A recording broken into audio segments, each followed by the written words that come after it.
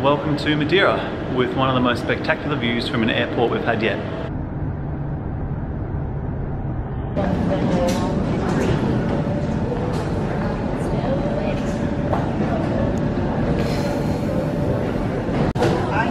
We travel with only carry-on, so all our flights typically don't have a luggage allowance. Now, the last couple of flights have done, so we've checked our bags, also because it's been easy to get to the airport.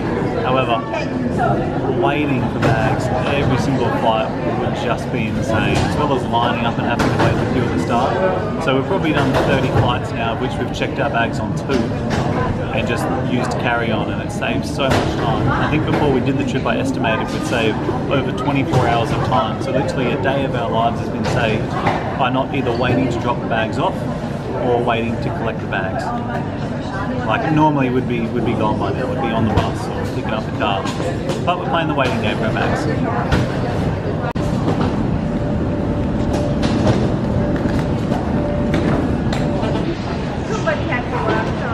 Still waiting. There's no more bags coming down. Still missing one. Just picked up the hire car. Hopefully there's a lot of snow in Madeira.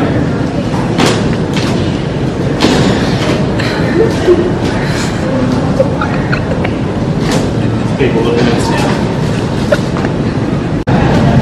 So what happened to your bag?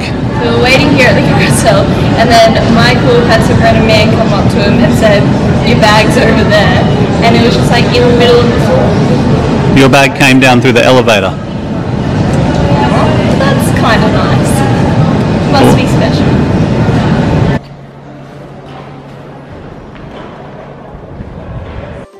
I'm Melody, and this is Michael. We are both Australian teachers who have taken a year off our jobs to travel. Our goal is to see more than 30 countries in 12 months. So subscribe and let's get going.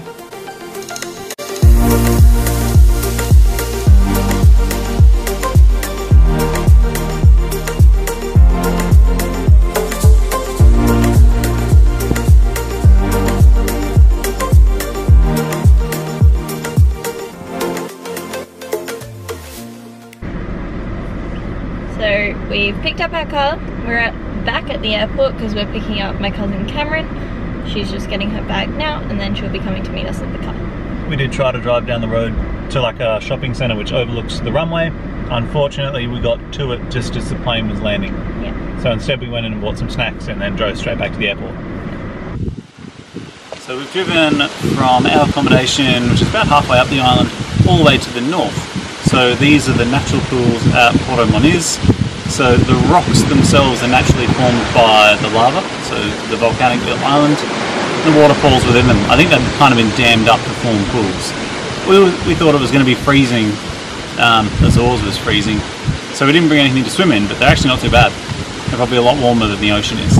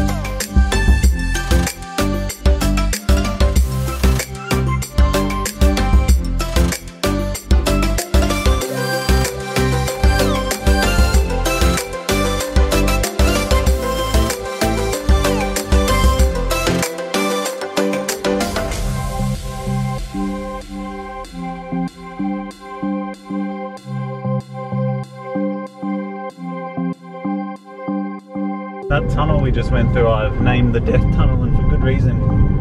when we got to it, there was a yellow light flashing, or sort of traffic lights. I'm like, oh, maybe that's sort of halfway point between the red and the green. But it's actually just a yellow light flashing on either end. So it's not like in Australia, whereas if it was a single lane tunnel, it would be red on one, green on the other, and you would take turns. It just warns you that it's a single lane tunnel, but that doesn't stop locals from trying to pass in two directions. So when we went through the first time, we didn't film it.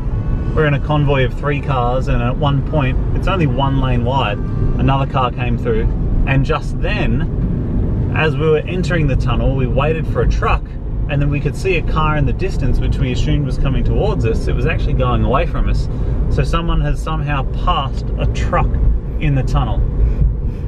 It's just insane. As soon as we got in there, I just wanted to get out.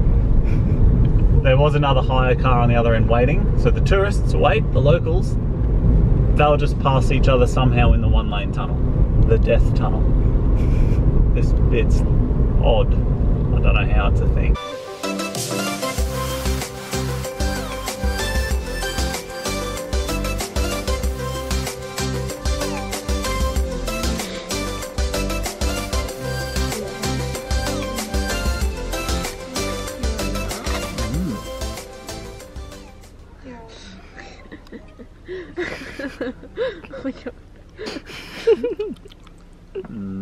So what I've got here is an espetata, which is a roasted beef skewer.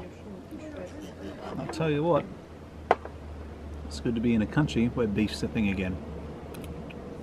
Probably, if I had to put butchers in pecking order, obviously German butchers, top. After that, Portuguese. Portuguese do outweigh the Germans on the seafood. I don't think Germans know what seafood is, but... Literally. Oh, that's right, you're from a beekeeping family. Yeah.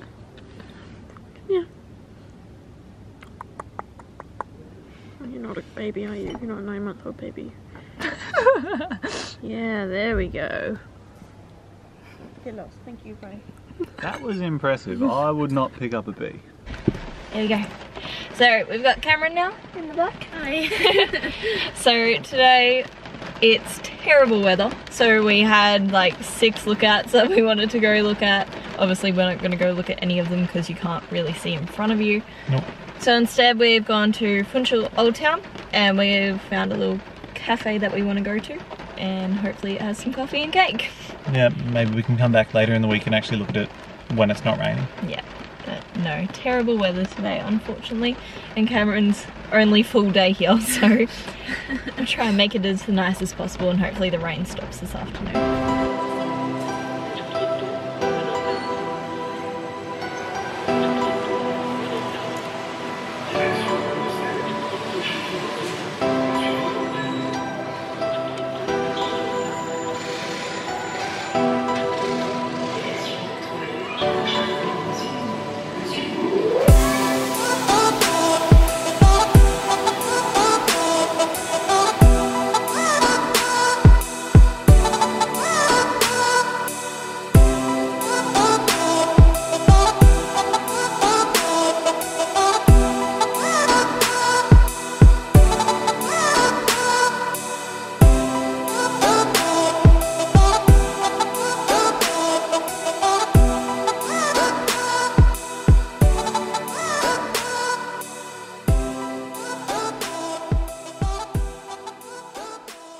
So we're at the Skywalk viewing deck.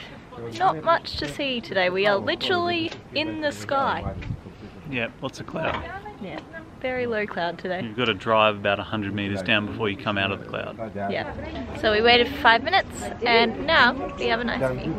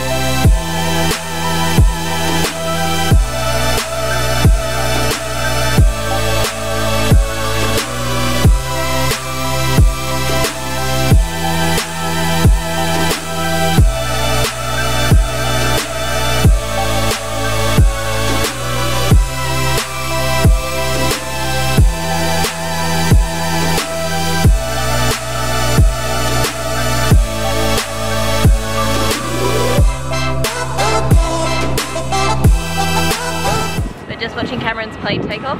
It's just taxiing behind us now.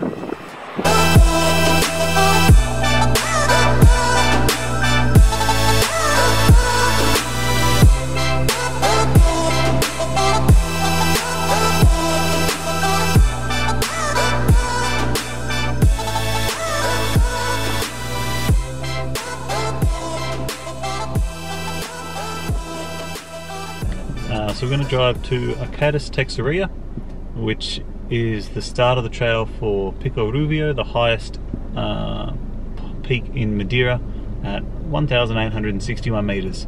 So if you drive to this starting point, it's only a 2.8 kilometer walk up and a 2.8 kilometer walk back. I think it's fairly steep, but it's, well, geographically not that far. So that's what we'll do today, and maybe sit by the pool the afternoon if it's still sunny, which I think it should be mostly sunny all day today. Honestly, what is that? Why would you park so far away from each other? So when we left home, it was 22 degrees. We've got shorts and t-shirt on. At the top of the mountain right now, it is 11 degrees and it just keeps dropping. So we are definitely underprepared warmth-wise for this walk. Michael's just found his flannelette shirt, so he's gonna put that on. But safe to say, I think I'm gonna be quite cold this entire trip. We're at the bottom of our walk at the car park, and it is very, very foggy. It was quite clear down where we were staying. It was going to be partially cloudy today. I'm not too optimistic about it clearing. When we were at the top of the other peak yesterday, the day before, it cleared quite well, but I'm thinking this one, maybe not so much. But you never know.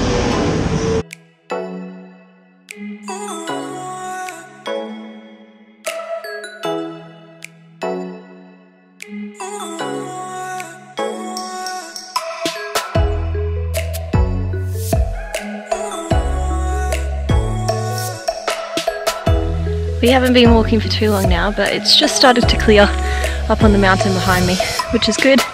So fingers crossed when we get to the top we'll actually be able to see something.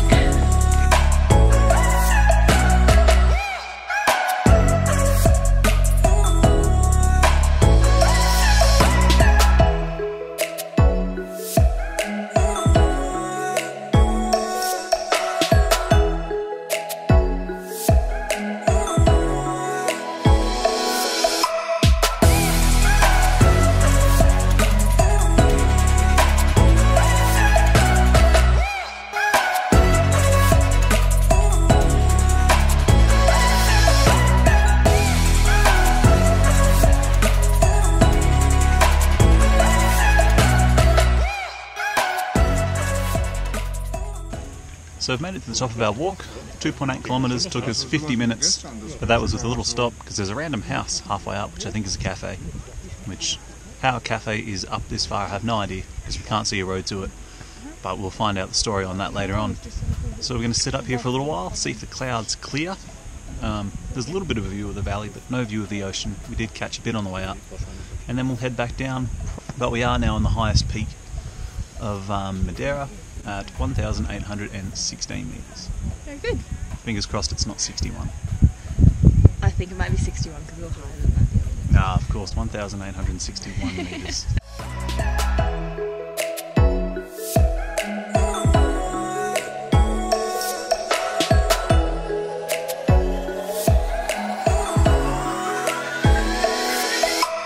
So we're back at the car park. The walk was excellent. It would have been a little more amazing if it was clear, but now and again we could see down into the valleys, and at the moment we can see down to the ocean, just not a 360-degree view.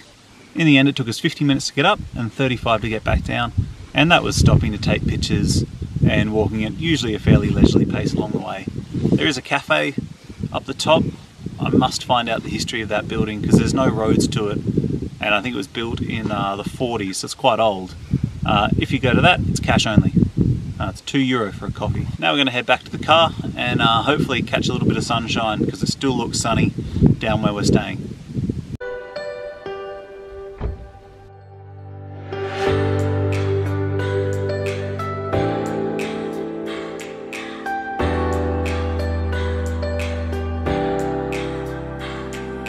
I've gone inside to get the camera and I've come back and my perfect pizza is ruined.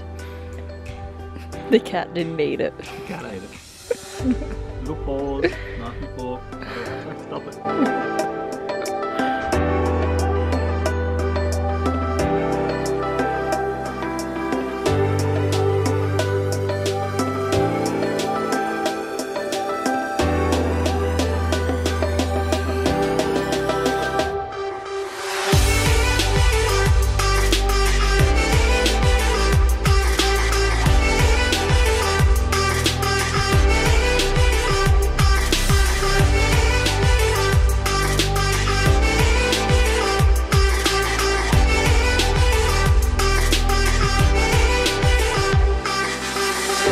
I saw a man reverse down this road, so he thought he'd do it too, just in case we need to. I thought maybe there was nowhere to turn around. So I thought I'd do the same as old mate. Nope, he just wanted to go into a driveway. Now you look like an absolute wanker. However, if there's nowhere to turn around at the bottom, I'm going to be so fucking stoked. Alright, we're almost at the bottom. And I'm thinking there's a good place to turn around. Look at it. Come on, we drove down an abandoned road. We see one car. He's obviously been here before. He does a reversing maneuver down a road I can't see. I thought maybe there's something in that. And it's a car park. Are you parked in the car park? No, I might move. Might.